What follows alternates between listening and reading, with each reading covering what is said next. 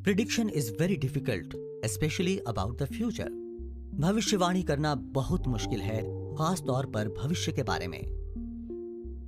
ये शब्द हैं 19वीं सदी के महान वैज्ञानिक नील्स बोहर के, जिन्हें हम सब फादर ऑफ एटम के नाम से जानते हैं। अब से 100 साल पहले जून 1913 में सामने आए नील्स के परमाणु मॉडल के बाद भौतिकी की दुनिया में नई खोजों का सिलसिला शुरू हुआ था और परमाणु के व्यवहार एवं आकार को लेकर वैज्ञानिकों की शंका खत्म होने लगी थी। 1913 में प्रकाशित हुए नील्स के 3 शोध पत्रों ने विज्ञान को नई दिशा दिखाई और परमाणु को करीब से जानने व समझने का मौका दिया।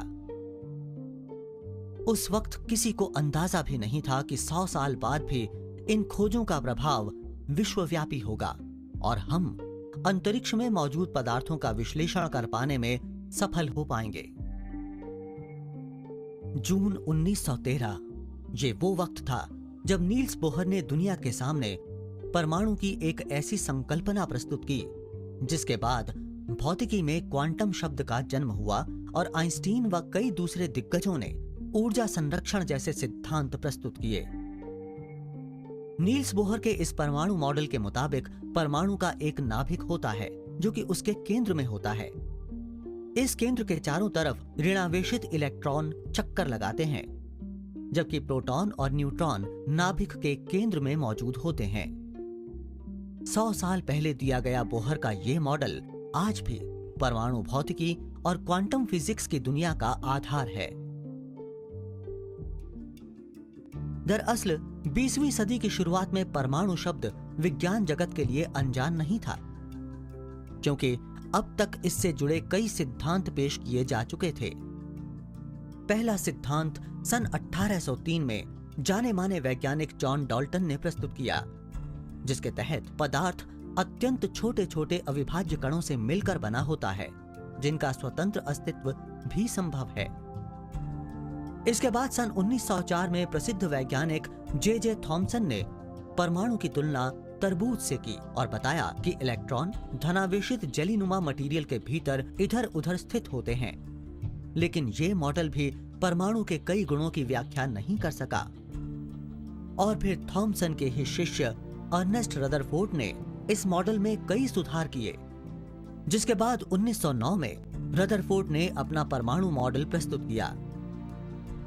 इसके मुताबिक प्रत्येक परमाणु का एक नाभिक होता है जिसके चारों ओर ऋणावेशित इलेक्ट्रॉन चक्कर लगाते हैं। परमाणुओं की व्याख्या करने में रदरफोर्ड मॉडल ने काफी हद तक लोगों को संतुष्ट किया, लेकिन अभी भी इलेक्ट्रॉन्स की स्थिति स्पष्ट नहीं हो पा रही थी, जिस कारण परमाणुओं के बहुत से गुणों के बारे में पता नहीं लगाया जा सकता था।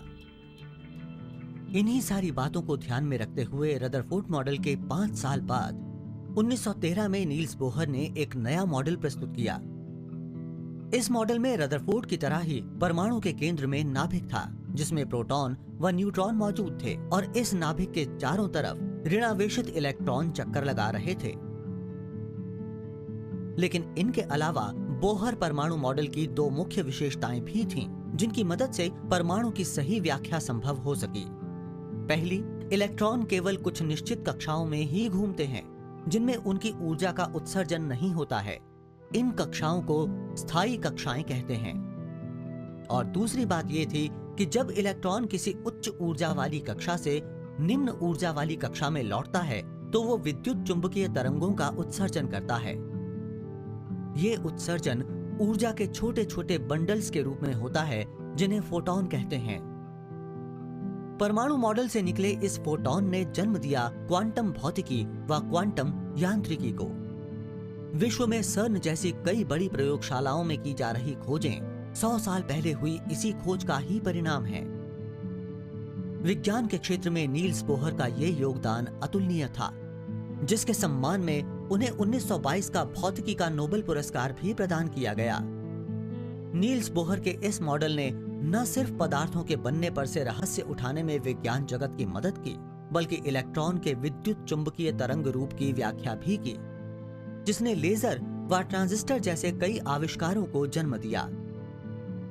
बोहर ने परमाणु अनुसंधान की दिशा में बहुत से कार्य किए। उन्हीं के प्रस्ताव के आधार पर सन 1950 में संयुक्त राष्ट्र ने अंतर्राष्ट्रीय परमाणु ऊर्जा एजेंसी की स्थापना की। इस मॉडल के 30 साल बाद महान भौतिकविद आइंस्टीन ने इसे एक चमत्कारी उपलब्धि बताया था और कहा था कि यह भविष्य में कई ऐसे रहस्यों से पर्दा उठाने में मदद करेगा जिसके बारे में आज हम सोच भी नहीं सकते हैं। पार्टिकल फिजिक्स की दुनिया में हिग्स बोसोन और डार्क मैटर को लेकर चल रही खोजें कहीं न कहीं बोहर के इसी मॉडल से ही निकली हुई हैं।